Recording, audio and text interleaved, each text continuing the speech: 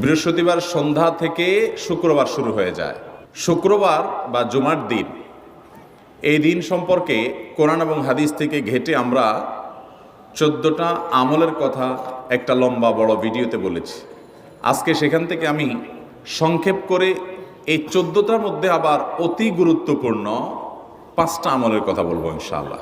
Number 1, সবচেয়ে বেশি যেটা করতে হবে পরিমাণে, জুমার দিন জুমার রাত, বৃহস্পতিবার সন্ধ্যা থেকে নিয়ে শুক্রবার সন্ধ্যার আগ পর্যন্ত পরিমাণে সবচাইতে বেশি করতে হবে যে আমলটা, সেটা হলো দুরূদ শরীফের আমল।